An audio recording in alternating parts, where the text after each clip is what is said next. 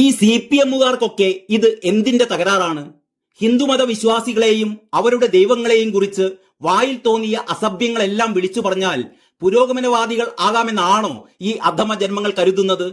രാമമന്ത്രം ജപിക്കണമെന്നും നിലവിളക്ക് തെളിയിക്കണമെന്നും പറഞ്ഞാൽ അതൊക്കെ മഹാ അപരാധം. ഭരണഘടനാ വിരുദ്ധവും ഫാസിസവും ജനാധിപത്യ വിരുദ്ധവുമൊക്കെയാണ് ഇതവർക്ക്. മലയാളത്തിന്റെ പ്രിയ ഗായിക ചിത്രയെ അധിക്ഷേപിച്ചതും അവഹേളിച്ചതും അതിനായിരുന്നുവല്ലോ. ചിത്രക്കെതിരെ മാത്രമായിരുന്നില്ല, ശോഭനക്കെതിരെയും രേവതിക്കെതിരെയും എല്ലാം അവർ വാളെടുത്തു. ഇവരൊന്നും മറ്റൊരു മതത്തെയും മതവിശ്വാസത്തെയും അപമാനിക്കുകയോ അവഹേളിക്കുകയോ ചെയ്തിരുന്നില്ല. സ്വന്തം വിശ്വാസം ആചരിച്ചു, അത് വിളിച്ചു പറഞ്ഞു, അത്രയേ ചെയ്തുള്ളൂ. പക്ഷേ ഇടതുപക്ഷത്തെ മതേതരർ എന്ന് സ്വയം അഭിമാനിക്കുന്ന അധമ ജന്മങ്ങളോ? രാമായണവുമായി ബന്ധപ്പെട്ട് തൃശൂർ MLA-യും CPI നേതാവുമായ P. ബാലചന്ദ്രൻ സഖാവ് ഫേസ്ബുക്കിൽ പങ്കുവെച്ച ഒരു നികൃഷ്ട പോസ്റ്റാണ് ഇപ്പോൾ വിവാദമായിരിക്കുന്നത്. ബാലചന്ദ്രൻ ഒരു ഉളുപ്പുമില്ലാതെ ഫേസ്ബുക്കിൽ കുറിച്ചത് ഇപ്രകാരമാണ്. ഈ പോസ്റ്റ് ഇവിടെ വായിക്കുന്നത് എന്താണ് ഈ MLA സഖാവ് എഴുതിയത് എന്ന് എല്ലാവരും കേൾക്കാൻ വേണ്ടി തന്നെയാണ്. കാരണം ഈ മതേതര പുരോഗമനവാദികൾ എന്ന് ഊറ്റം കൊള്ളുന്നവരുടെ ഉള്ളിലുള്ള വിഷത്തിന്റെ രൂക്ഷത എല്ലാവരും അറിയണം. എങ്കിലല്ലേ ഇനിയെങ്കിലും ഇത്തരക്കാരുടെ ദംശനങ്ങളിൽ നിന്ന് രക്ഷപ്പെടാൻ കഴിയൂ. ഇതാണ് ആ പോസ്റ്റ്. രാമൻ ഒരു സാധുവായിരുന്നു. കാലിൽ ആണി ഉണ്ടായിരുന്നത് കൊണ്ട് എടുത്തുചാട്ടക്കാരനായിരുന്നില്ല. ഒരു ദിവസം ലക്ഷ്മണൻ ഇറച്ചിയും പൊറോട്ടയും കൊണ്ടുവന്നു. ചേട്ടത്തി സീത 3 പേർക്കും അത് വിളമ്പി. അപ്പോൾ ഒരു മാൻകുട്ടി അതുവഴി വന്നു. സീത പറഞ്ഞു, രാമേട്ട അതിനെ കറി വെച്ച് തരണം. രാമൻ മാനിന്റെ പിന്നാലെ ഓടി. മാൻ മാരിയപ്പൻ എന്ന ഒടിയനായിരുന്നു. മാൻ രാമനെ വട്ടം കറക്കി വഴിതെറ്റിച്ചു. നേരം പോയി. ലക്ഷ്മണൻ ഇറച്ചി തിന്ന കൈ നക്കിയിരിക്കുകയാണ്. സീത പറഞ്ഞു, ഡാ തെണ്ടി, നക്കിയും നോക്കിയും ഇരിക്കാതെ രാമേട്ടനെ പോയി നോക്ക്. എട്ടും പൊട്ടും തിരിയാത്ത അദ്ദേഹത്തെ കൊണ്ടുവാ. തീർന്നിട്ടില്ല. ഈ ഫേസ്ബുക്ക് പോസ്റ്റിലെ വാചകങ്ങൾ ഇനിയുമുണ്ട്. തൽക്കാലം ഇത്രയും. സംസ്ഥാനം ഭരിക്കുന്ന പാർട്ടിയുടെ MLA ആണ് ഈ വിഷജന്തു എന്നോർക്കണം. കേരള പോലീസ് ഒരു നടപടിയും എടുത്തിട്ടില്ല ഇതുവരെ. ഒരു സാംസ്കാരിക സാമൂഹിക പ്രവർത്തകനും ഇത് കേട്ടിട്ട് ഒന്നും തോന്നിയിട്ടില്ല. അതാണ് അപമാനകരം. ഓ, ഹിന്ദുമതത്തെയും ഹിന്ദു ദൈവങ്ങളെയും കുറിച്ചല്ലേ, അവരെ കുറിച്ചൊക്കെ എന്തു വേണമെങ്കിലും പറയാമല്ലോ. ആരും മിണ്ടിയില്ല. CPM സൈബർ പോരാളികൾ ഈ പോസ്റ്റ് പങ്കുവെച്ച് അർമാദിച്ചു. പോസ്റ്റിനെതിരെ ഒടുവിൽ BJP തൃശൂർ ജില്ലാ president advocate KK Aneesh Kumar ഉൾപ്പെടെയുള്ളവർ വിമർശനവുമായി എത്തിയപ്പോഴാണ് രംഗം ചൂടുപിടിച്ചത്. ഹൈന്ദവ വിശ്വാസികളുടെ വിശ്വാസ പ്രമാണങ്ങളെ ഇത്രയും നികൃഷ്ടവും നീചവുമായ പ്രയോഗങ്ങളിലൂടെ ചവിട്ടിമെതിക്കാൻ ഒരു കമ്മ്യൂണിസ്റ്റുകാരനല്ലാതെ മറ്റാർക്കാണ് കഴിയുക എന്ന് അനീഷ് കുമാർ ചോദിച്ചു. മതഭീകരവാദികളുടെ വോട്ടിനു വേണ്ടി സ്വന്തം നാടിനെയും സംസ്കാരത്തെയും പിതൃശൂന്യരായ ഇക്കൂട്ടർ വ്യഭ്യചരിക്കാൻ തുടങ്ങിയിട്ട് കാലമേറെയായി.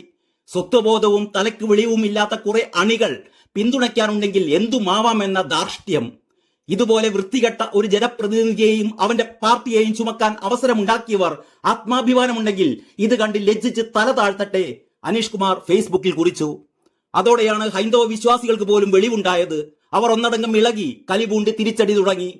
അതോടെ കാര്യമത്ര പന്തിയില്ലെന്ന് കണ്ട് P. ബാലചന്ദ്രൻ സഖാവ് എന്ന അധമൻ ആ പോസ്റ്റ് പിൻവലിച്ച് തടിയൂരി.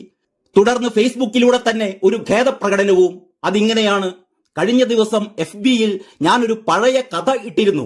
ശ്രദ്ധിക്കണം, കഴിഞ്ഞ ദിവസം FB-യിൽ ഞാനൊരു പഴയ കഥ ഇട്ടിരുന്നു. അത് ആരെയും മുറിപ്പെടുത്താൻ ഉദ്ദേശിച്ചതല്ല. ഞാൻ മിനിറ്റുകൾക്കകം അത് പിൻവലിക്കുകയും ചെയ്തു. ഇനി അതിന്റെ പേരിൽ ആരും വിഷമിക്കരുത്. ഞാൻ നിർവ്യാജം ഖേദം രേഖപ്പെടുത്തുന്നു. ഇതാണ് ആ ക്ഷമാപണക്കുറിപ്പ്. ഈ ക്ഷമാപണക്കുറിപ്പ് നമ്മുടെ മറിയക്കുട്ടിച്ചാട്ടത്തി പറഞ്ഞ പോലെ ചുരുട്ടിക്കൂട്ടി പോക്കറ്റിലങ്ങ് വെച്ചാൽ മതി. മാപ്പല്ല, കോപ്പാണിത്. ഇതിലെ വാചകങ്ങളൊന്ന് നോക്കൂ. അതായത് ബാലേന്ദ്രൻ പറയുന്നത് FB പോസ്റ്റിൽ ഇട്ടത് ഒരു പഴയ കഥയാണെന്നാണ്. ഒരു വലിയ വിശ്വാസ സമൂഹത്തെയാകെ അവഹേളിച്ച ശേഷം അതിന്റെ പിതൃത്വം മറ്റാരിലോ കെട്ടിവെക്കാനുള്ള നികൃഷ്ട ശ്രമം, അല്ലെങ്കിൽ തന്റെ തന്നെ ഒരു പഴയ കഥ എന്ന ലളിതവൽക്കരണം. പിന്നെ പറയുന്നു, ഇനി ഇതിന്റെ പേരിൽ ആരും വിഷമിക്കരുത് അത്രേ. അപ്പോൾ ഇതുവരെ വിഷമിച്ചവരൊക്കെ ചുമ്മാ അങ്ങ് സഹിച്ചോളണം എന്ന്. മറ്റൊന്നുകൂടിയുണ്ട്. ഈ പോസ്റ്റ് വായിച്ച് നിങ്ങളിൽ കുറെ എണ്ണം വിഷമിച്ചുവല്ലോ, അത് തന്നെയാണ് ഞാൻ ഉദ്ദേശിച്ചത് എന്ന ഒരു കൊഞ്ഞനം കുത്തൽ. സഖാവിന്റെ ഔദാര്യമാണ് ഈ പോസ്റ്റ് പിൻവലിച്ചത് എന്നർത്ഥം. ഇനി ആരും വിഷമിക്കേണ്ട, ഞാൻ ഹിന്ദു സമൂഹത്തിന് ഒരു മഹാസൗജന്യം ചെയ്തു തന്നിരിക്കുന്നു എന്ന ഔദാര്യ പ്രകടനം.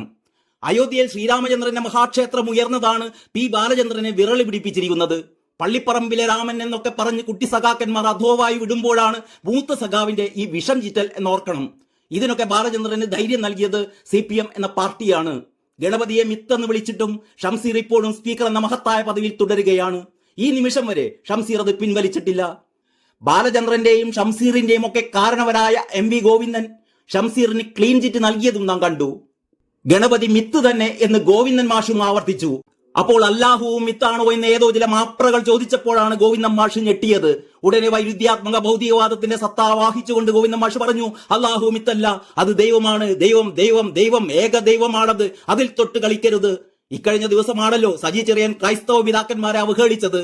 പ്രധാനമന്ത്രി വീഞ്ഞും കേക്കും ഒക്കെ കൊടുത്ത് സൽക്കരിച്ചപ്പോൾ രോമാഞ്ചം വന്നു എന്ന് പറഞ്ഞ സജി ചെറിയാന് നേരെ ഗോവിന്ദനും പിണറായി സഖാവും കണ്ണുരുട്ടിക്കാട്ടിയതോടെ സജി ചെറിയാൻ പിതാക്കന്മാരുടെ കാൽക്കൽ വീണുരുണ്ട് സമസ്താപരാധം ഏറ്റുപറഞ്ഞതും നാം കണ്ടു.